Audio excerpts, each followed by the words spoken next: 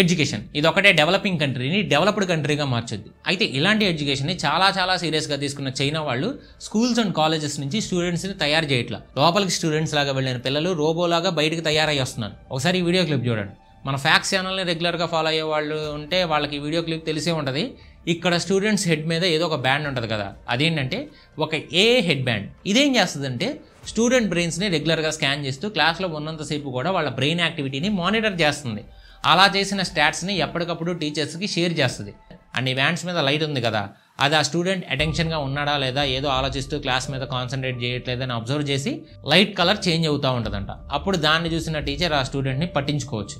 And bands నుంచి వచ్చిన డేటాను యూస్ చేసుకుని ఒకవేళ ఆ స్టూడెంట్కి తక్కువ మార్క్స్ వస్తే పేరెంట్స్కి ఎందుకు తక్కువ వచ్చాయని చూపిస్తున్నారు. ఇంత దారుణంగా స్టూడెంట్స్ని ఫోర్స్ చేస్తున్నారు. అండ్ ఈ బ్యాండ్స్తో స్టార్ట్ అయ్యింది ఏమీ కాదు, ఇక్కడ స్టూడెంట్స్ మీద పట్టే ప్రెషర్ చాలా ఎక్కువగా ఉంటుంది. ఇంకో విషయం ఏంటంటే ఈ బ్యాండ్ గురించి చెప్పే కదా, ఇది తయారు చేసింది కూడా చైనీస్ కంపెనీనే. 2018లో జరిగిన ఒక స్టడీలో మన Indian engineers China and Russian engineers అంత షార్ప్ కాదా అని చెప్తున్నట్టు బిజినెస్ టుడేలో ఒక ఆర్టికల్ పబ్లిష్ అయింది. సో అసలు చైనా ఎడ్యుకేషన్ సిస్టమ్ ఎలా వర్క్ అవుద్ది, అండ్ ఇండియన్ ఎడ్యుకేషన్కి చైనీస్ ఎడ్యుకేషన్కి డిఫరెన్స్ ఏంటి, వీటిలో ఉండే అడ్వాంటేజెస్ ఏంటి అండ్ డిసడ్వాంటేజెస్ ఏంటి, ఇలా చాలా విషయాలు చెప్పబోతున్నా. అండ్ ఈ వీడియోలో ఇంకా చాలా ఇన్ఫర్మేషన్ ఉంది. సో మా నాలెడ్జ్ వర్త్ అనిపిస్తే కొత్త వాళ్ళ ఛానల్ని సబ్స్క్రైబ్ చేసుకుని బెల్ ఐకాన్ ఆన్లో పెట్టుకొని వీడియోని లైక్ చేయండి. కుదిరితే మీ ఫ్రెండ్స్ అండ్ ఫ్యామిలీకి కూడా ఈ వీడియోని షేర్ చేయండి. సో ఇంక లేట్ చేయకుండా వీడియో స్టార్ట్ చేద్దాం. Hello and welcome to VR Raja. India versus China. Around 2015 time నుంచి ఇండియా వర్సెస్ చైనా అని మనం చైనాతో అన్నిటి వాటితో పోటీ స్టార్ట్ చేసాం. అండ్ ఎకనామిక్ గ్రోత్ పరంగా అయినా ఆర్ మ్యానుఫ్యాక్చరింగ్ పరంగా అయితే ఇలా పోటీ పడే ప్రాసెస్లో ఒక కంట్రీకి మెయిన్గా కావాల్సింది అక్కడున్న ఎడ్యుకేషన్ సిస్టమ్. ఎందుకంటే ఆల్మోస్ట్ అన్నీ కూడా దీని మీద డిపెండ్ అయి ఉంటాయి. అది ఆ కంట్రీ నుంచి వచ్చే స్టార్టప్స్ అయినా లేకపోతే ఆ కంపెనీలో ఉండి వర్క్ చేసే స్కిల్డ్ ఎంప్లాయీస్ అయినా మొత్తం కూడా రావాల్సింది ఆ కంట్రీ యొక్క ఎడ్యుకేషన్ సిస్టమ్ నుంచే. సో ఫస్ట్ చైనాలో ఉన్న ఎడ్యుకేషన్ సిస్టమ్ ఎలా ఉంది అండ్ దీనికి మన ఇండియన్ ఎడ్యుకేషన్కి డిఫరెన్స్ ఏంటి అనేది చూద్దాం. Age wise education structure. Chinese education సిస్టంలో ప్రీ స్కూల్ అని ఉంటుంది కదా, అది అరౌండ్ 3 to 6 years ఏజ్ ఉన్నప్పుడు చేస్తారంట. అయితే ఇది కంపల్సరీ ఏం కాదు. సో ఎవరైనా వాళ్ళ పిల్లలకి సోషల్ స్కిల్స్ కానీ బేసిక్ లాంగ్వేజ్ లాంటివి నేర్పించడానికి మాత్రమే పంపుతారు. మెజారిటీ పేరెంట్స్ వాళ్ళ పిల్లల్ని ప్రీ స్కూల్లో వేయరు. అయితే వీళ్ళకి యాక్చువల్గా ప్రైమరీ ఎడ్యుకేషన్ స్టార్టింగ్లో ఏజ్ 6 years ఏజ్ వచ్చే వరకు కూడా పిల్లల్ని స్కూల్స్లో వేయకూడదు. అండ్ 6 సంవత్సరాలు దాటిన వాళ్ళందరూ కూడా స్కూల్స్లో జాయిన్ అవ్వాలి.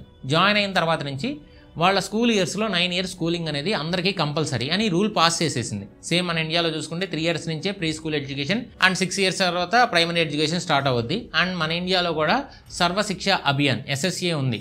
అంటే 8 సంవత్సరాలు పిల్లలకి మ్యాండేటరీ స్కూలింగ్ ఇప్పించాలని.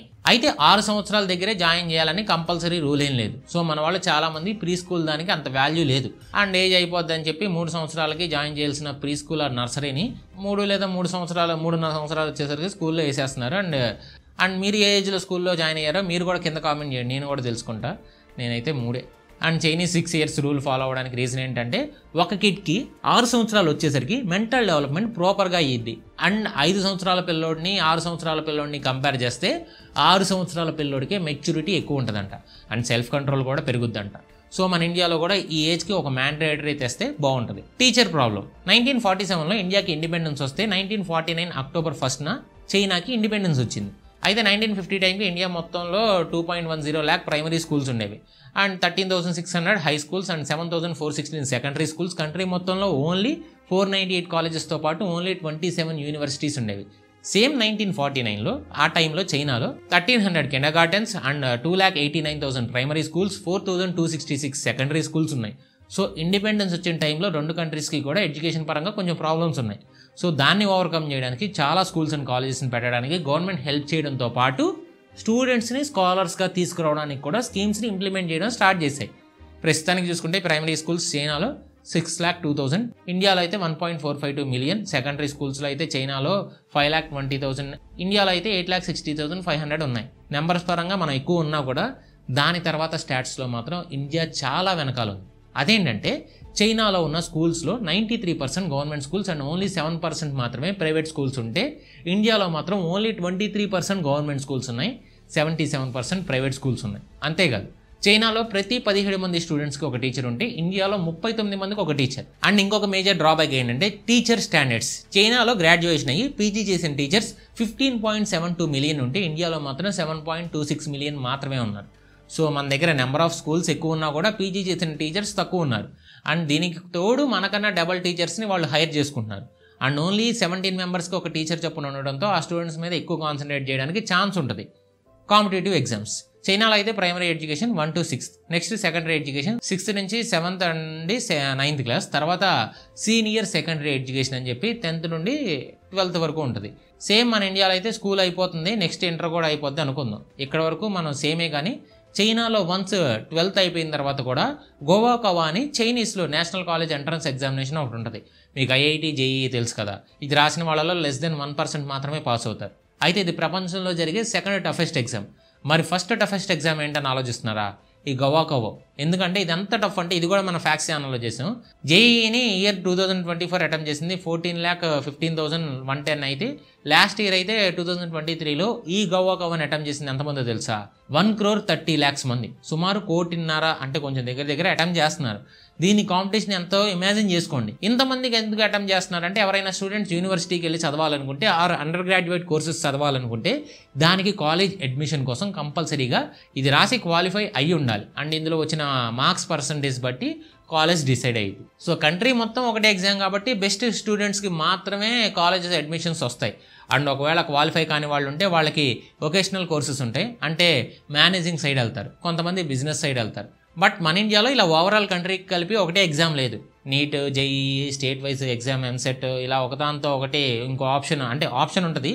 సో మన సైడ్ ఏంటంటే ఏదో ఒకలాగా డిగ్రీ వచ్చేయాలంతే. బట్ వాళ్ళకు ఓన్లీ అర్హత ఉన్న వాళ్ళకి మాత్రమే డిగ్రీ రావాలని పాలసీ అనమాట.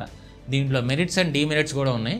సో దీని మీద నేనేం కామెంట్ చేయను, మీరే చెప్పండి. సింగిల్ ఎగ్జామ్ ఉంటే మంచిదా, మల్టిపుల్ ఆప్షన్స్ ఉంటేనే మంచిదా అని. ప్రెషర్.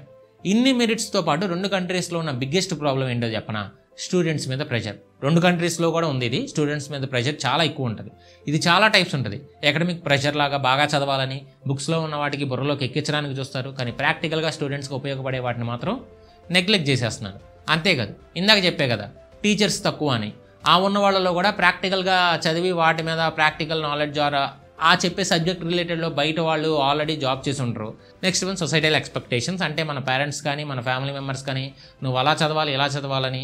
నెక్స్ట్ మెంటల్ హెల్త్ గురించి ఎవ్వరూ కేర్ చేయరు. ఒకవేళ స్టూడెంట్సే సెల్ఫ్ కేర్ తీసుకోవాలనుకున్నా కూడా వాళ్ళకి రిసోర్సెస్ అనేవి ఉండవు.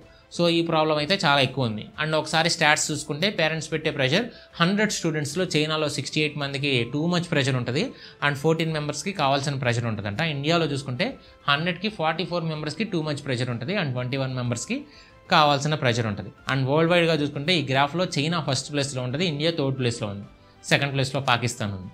మరి దీని గురించి కూడా మనం చూసుకోవాల్సిందే. Engineering and startups. China and India రెండిట్లో కూడా స్ట్రాంగ్ ఇంజనీరింగ్ ఎడ్యుకేషన్ సిస్టమ్స్ ఉన్నాయి. రెండింటికి కూడా వాటి స్ట్రెంగ్స్ అండ్ వీక్నెసెస్ ఉన్నాయి. అయితే మెయిన్గా ఎవరైతే చూసేదేంటి, ఇంజనీరింగ్ చెప్పే ఇన్స్టిట్యూషన్స్ ఎలా ఉన్నాయి అని. చైనాలో ఏంటంటే చాలా వరల్డ్ క్లాస్ ఇంజనీరింగ్ ఇన్స్టిట్యూషన్స్ ఉన్నాయి. అండ్ మెజారిటీ ఆఫ్ కాలేజెస్లో ఏంటంటే ఇండస్ట్రీ కొలాబరేషన్స్ పెడతారు. దీనివల్ల ఏంటంటే ఇండస్ట్రీస్ అండ్ బిజినెస్ ఎలా రన్ అవుతున్నాయని స్టూడెంట్స్ డైరెక్ట్గా నేర్చుకోవచ్చు. అండ్ ప్రాక్టికల్ ట్రైనింగ్ కూడా ఉంటుంది. కానీ ఇండియాలో ఇది ఆఫర్ చేసేది కొన్ని కాలేజెస్ మాత్రమే. అండ్ ఇండియాలో ఉన్న ఇంకో ప్రాబ్లం ఏంటంటే మన స్టడీ మెటీరియల్కి అండ్ యాక్చువల్గా ఇండస్ట్రీలో కావాల్సిన దానికి చాలా డిఫరెన్స్ ఉంటుంది. యాక్చువల్గా మనకి మోడర్న్ వర్క్ ప్లేసెస్ కావాలి, కానీ అవి మనం కొంచెం ల్యాగింగ్లో ఉన్నాం. చైనాలో ఉన్న ప్రాబ్లం ఏంటంటే రోట్ లెర్నింగ్ మీద ఎక్కువ కాన్సన్ట్రేట్ చేస్తారు, అంటే ఎగ్జామ్ ఫోకస్డ్గా ఉంటాయి. అండ్ గుర్తుపెట్టుకోవడం అనే కాన్సెప్ట్ మీద ఎక్కువ డిపెండ్ అవుతారు. సో రెండింటికి పాజిటివ్స్ అండ్ నెగిటివ్స్ ఉన్నాయి. అయితే బిగ్గెస్ట్ ప్రాబ్లం స్టార్టప్స్ని కల్చర్లోనే ఉంది. గ్లోబల్గా చూసుకున్నారనుకోండి, యూఎస్ఏలో 35,25,421 స్టార్టప్స్ ఉంటే చైనాలో 6,51,574 ఉన్నాయి. అండ్ థర్డ్ ప్లేస్లో యూకే ఉంది 3,85,111 స్టార్టప్స్తో. అండ్ ఫోర్త్ ప్లేస్లో ఇండియా ఉంది 3,38,565. ప్రీవియస్ ఇయర్ చూసుకుంటే ఈ నెంబర్ పెరిగింది. 17th ప్లేస్ నుంచి మనం 4th వచ్చాం. కానీ ఇక్కడ మీరు గమనించాల్సింది ఏంటంటే 67.5 మిలియన్ పాపులేషన్ ఉన్న యూకేకి 1.4 బిలియన్ పాపులేషన్ ఉన్న మనకన్నా కూడా ఎక్కువ స్టార్టప్స్ ఉన్నాయి. సో మన సేమ్ పాపులేషన్ ఉన్న చైనా మనకన్నా డబల్ స్టార్టప్స్ ఉన్నాయి. ఎందుకు ఇలా అంటే మన దగ్గర స్టార్టప్స్ వస్తున్నాయి, కానీ కాలేజ్ లెవెల్ నుంచి వాళ్ళకి స్టార్టప్ పెట్టాలనే థాట్ని ఎంకరేజ్ చేయకుండా జస్ట్ మీరు వర్క్ చేయాలి, జాబ్ చేయాలన్నట్టు చూస్తున్నారు. సో ఇది చేంజ్ అవ్వాలి. మన దగ్గర అప్పుడే మనం చైనాని దాటి ముందుకు వెళ్ళగలం అండ్ డెవలపింగ్ నుంచి ఒక డెవలప్డ్ కంట్రీగా అవ్వగలం. అయితే ఇండియాలో ఈ చేంజ్ ఆల్రెడీ స్టార్ట్ అయింది. ఎలా అంటే ఒక బెస్ట్ ఎగ్జాంపుల్ చెప్తా. స్కేలర్ స్కూల్ ఆఫ్ టెక్నాలజీ అనే ఒకటి బెంగళూరులో ఉంది. ఇందులో మనకి ట్రెడిషనల్ వేలో జస్ట్ సిలబస్లు కంప్లీట్ చేయడానికి మాత్రమే చూడరు. ఇది జస్ట్ ఏదో ఒక కోర్స్ ఆర్ కోచింగ్ కోసం కాదు. ఇందులో 4 years residential undergraduate computer science programme ఉంటుంది. అండ్ ఇలాంటి వాటిలో నేర్పించేది నార్మల్గా చేసే ఇంజనీరింగ్ కాకుండా అడ్వాన్స్డ్ ఇంజనీరింగ్ అంటారు. అడ్వాన్స్డ్ ఇంజనీరింగ్ అని ఎందుకు అన్నానంటే జనరల్గా ఒక రెగ్యులర్ ట్రెడిషనల్ ఎడ్యుకేషన్ సిస్టంలో అవుట్డేటెడ్ కరికులం ఉంటుంది. బట్ ఇక్కడ అలా కాదు. సపోజ్ ఇక్కడ మీరు 2024లో స్టార్ట్ చేస్తే బయటకు వచ్చేది 2028 నాటికి, కాబట్టి మీకు 2028 బయట ఏం యూజ్ అవుతాయో వాటిని నేర్పిస్తారు. అండ్ అది కూడా 3 phases జరుగుతుంది. ఫేజ్ 1లో 24 months ఉంటుంది. మీకు సాఫ్ట్వేర్ ఇంజనీర్ కావాల్సిన ఇండస్ట్రీ స్కిల్స్ అన్నిటిని ఈ 24 monthsలో ఫేజ్లో నేర్పిస్తారు. నెక్స్ట్ ఎక్స్పీరియన్స్, ఇది 1 year ఉంటుంది. ఇందులో 12 months మీకు టాప్ టెక్ కంపెనీస్లో పెయిడ్ ఇంటర్న్షిప్ ఇస్తూనే 1-on-1 మెంటర్షిప్ కూడా ఉంటుంది. అండ్ ఇక్కడ మీకు పర్మనెంట్ ఫుల్ టైమ్ ఆఫర్ వచ్చే ఛాన్స్ కూడా ఉంది.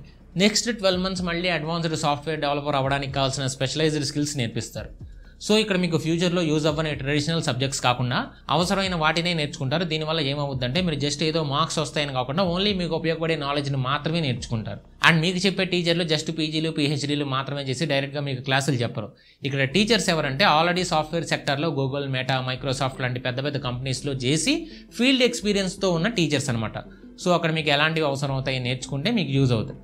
సో అక్కడ మీకు ఎలాంటివి అవసరం అవుతాయి, ఏమి నేర్చుకుంటే యూజ్ అవుతాయి అవి చెప్తారు. అండ్ అంతేకాదు లెర్నింగ్ టైంలో అండ్ ఇంటర్న్షిప్ టైంలో కూడా 1-on-1 మెంటర్షిప్ ఉంటుంది. అండ్ ఇక్కడ మీ మెంటర్ కూడా ట్రెడిషనల్ కాలేజెస్లోగా జస్ట్ జూనియర్ లెక్చరర్స్ ఏమీ కాదు, గూగుల్, యాపిల్, మైక్రోసాఫ్ట్ లాంటి కంపెనీస్లో వర్క్ చేసిన వాళ్ళు. సో మీకు అన్నీ కూడా ఏదో బుక్స్ చూసి చెప్పడం కాదు, వాళ్ళ ఎక్స్పీరియన్స్ని యాడ్ చేసి చెప్తారు. అంతేకాదు సూపర్ మెంటర్షిప్ ప్రోగ్రామ్ అని ఇంకోటి ఉంటుంది. దానిలో అయితే చాలా కంపెనీస్ CTOs అండ్ CEOs ఫ్రీక్వెంట్గా వస్తూ స్టూడెంట్స్తో డైరెక్ట్గా ఇంటరాక్ట్ అయ్యి వాళ్ళ ఎక్స్పీరియన్సెస్ని షేర్ చేయడంతో పాటు స్టూడెంట్స్కి కావాల్సిన సజెషన్స్ కూడా ఇస్తారు. సో దట్ ఇందులో మీకు క్వాలిటీ ఎడ్యుకేషన్ ప్లస్ ఎక్స్పీరియన్స్ ఉంటుంది. సో ఆ క్వాలిటీని మెయింటైన్ చేయడానికి లిమిటెడ్ సీట్స్ మాత్రమే ఉంటున్నాయి. అది కూడా ఎంట్రన్స్ ఎగ్జామ్ని మంచి మార్క్స్తో క్లియర్ చేసిన వాళ్ళని మాత్రమే తీసుకుంటారు. అట్ ప్రజెంట్ అయితే ఓన్లీ కంప్యూటర్ సైన్స్ ఎడ్యుకేషనే ఆఫర్ చేస్తున్నారు. మళ్ళీ ఏంటి ఎంత చెప్పి మళ్ళీ సింగిల్ CSE కోర్సులో జాయిన్ అవ్వమంటున్నారని ఆలోచించకండి. ఇక్కడ వీళ్ళు మిమ్మల్ని జాబ్స్కి మాత్రమే ప్రిపేర్ చేయరు, ఇక్కడ మీకు ఎంటర్ప్రెన్యూర్షిప్ను కూడా ప్రమోట్ చేస్తున్నారు. ఎలా అంటే అక్కడికి వెళ్ళి చదివే వాళ్ళకి ఏమైనా ఇన్నోవేషన్ ఐడియా ఉంటే దాన్ని బిల్డ్ చేయడానికి రియల్ వరల్డ్ ఇంజనీరింగ్లో ఎలాంటివి చేయాలో అది కూడా చెప్పేవాళ్ళు ఉంటారు. అండ్ దానికి కావాల్సిన రిసోర్సెస్ని కూడా ప్రొవైడ్ చేసి మీ ఐడియాని ఒక సక్సెస్ఫుల్ బిజినెస్గా చేసే ఛాన్స్ కూడా ఇస్తారు. అండ్ బిజినెస్ ఐడియాస్ ఒకటే కాదు, ఈవెన్ ప్లేస్మెంట్స్ కూడా 100% ప్లేస్మెంట్ అసిస్టెంట్స్తో 100+ కెరీర్ స్పెషలిస్ట్తో మీ ఇంటర్వ్యూ ప్రిపరేషన్లో హెల్ప్ చేస్తారు. అండ్ 900+ కెరీర్ పార్ట్నర్స్ ఉండడం వల్ల అందరికీ మంచి మంచి ఆపర్చునిటీస్ కూడా ఉంటున్నాయి. సో నాకు తెలిసి next generation Indian software professionals అవ్వడానికి హైయర్ ఎడ్యుకేషన్లో ఒక రెవల్యూషన్ లాంటిది. సో ఇక్కడ మీకు ఫ్యాకల్టీ ఆర్ ఫీల్డ్లో వర్క్ చేసి వాళ్ళ వర్క్తో టాప్ లెవెల్స్లో ఉన్న వాళ్ళు ఉన్నారు. అండ్ డైరెక్ట్గా IT సెక్టార్లో వర్క్ చేసే ఉన్నారు. కాబట్టి మీకు స్టార్టప్స్ గురించి అయినా ఆర్ వేరే ఆన్ ఫీల్డ్ టాపిక్ గురించి అయినా డౌట్స్ ఉంటే మీకు అక్కడే వాళ్ళని అడిగి క్లారిఫై తెచ్చుకోవచ్చు. అండ్ ఈవెన్ స్టార్టప్ ఐడియాస్ ఉన్నా కూడా అవి ఎగ్జిక్యూట్ చేయడంలో మీకు వాళ్ళ దగ్గర నుంచి సపోర్ట్ వస్తుంది అండ్ గైడెన్స్ కూడా వస్తుంది. అండ్ త్వరలోనే ఇండియాలో మళ్ళీ సాఫ్ట్వేర్ బూమ్ వచ్చే ఛాన్స్ చాలా ఎక్కువ కనబడుతుంది. దాన్ని మనం యూజ్ చేసుకోవాలంటే అందరిలాగా ఉంటే చాలా కష్టం. సో మన కళ్ళ ముందు ఏమైనా ఆపర్చునిటీస్ చేతులు జారుతుంటే చాలా బాధగా ఉంటుంది కదా. ఎడ్యుకేషన్ సిస్టమ్ ఎప్పుడు బెటర్ అవుతుందో తెలియనప్పుడు మనం ఏది బెటరో దాన్నే చూస్ చేసుకోవాలి. సో ఇన్ కేస్ మీరు కనుక సాఫ్ట్వేర్ ఇంజనీరే అవ్వాలి అనుకుంటే స్కేలర్ ఆన్లైన్ అప్లికేషన్ని ఫిల్ చేయండి. అండ్ వీళ్ళు అప్లై చేసిన వాళ్ళందరినీ జాయిన్ చేసుకోరు. ఇందులో జాయిన్ అవ్వాలంటే ఫస్ట్ వీళ్ళు పెట్టే Scaler national scholarship and entrance test, Scaler సెన్సెట్ని రాయాల్సి ఉంటుంది. అందులో మంచి మార్క్స్ స్కోర్ చేస్తే సీట్ రావడానికి ఎక్కువ ఛాన్స్ ఉంటాయి. And next 1-on-1 personal interview round ఉంటుంది. అండ్ ఇంకో విషయం ఏంటంటే స్కేలర్ లాంటి కాలేజెస్ మిగతా నార్మల్ ఇంజనీరింగ్ కాలేజెస్ లాంటిది అయితే కాదు, ఇది వేరే లీగ్ అంతే. ఇలా చేంజ్ కోసం వచ్చే వాళ్ళకి మన సైడ్ నుంచి కూడా ఒక చిన్న పుష్ ఉండాలి కదా. అందుకే ఈ వీడియోలో వాళ్ళ గురించి చెప్తున్నా. కింద కామెంట్స్లో వాళ్ళకి సంబంధించిన లింక్ ప్రొవైడ్ చేస్తే ఆ లింక్స్ నుంచి వెళ్ళి స్కేలర్ ఎన్సెట్ని రాసి క్లియర్ చేయాల్సి ఉంటుంది. అలా చేసి మీరు ఆ ఎన్సెట్లో అండ్ దాని తర్వాత ఉండే ఇంటర్వ్యూ రౌండ్స్లో బాగా పర్ఫామ్ చేస్తే కనుక మీకు ఫీలో స్కాలర్షిప్ కూడా ఇస్తారు. అండ్ ఈ ఎగ్జామ్ అండ్ ఫైనల్ డేట్స్ కోసం వాళ్ళ అఫీషియల్ వెబ్సైట్ లింక్ కూడా ఇస్తున్నా, కింద చెక్ చేయండి.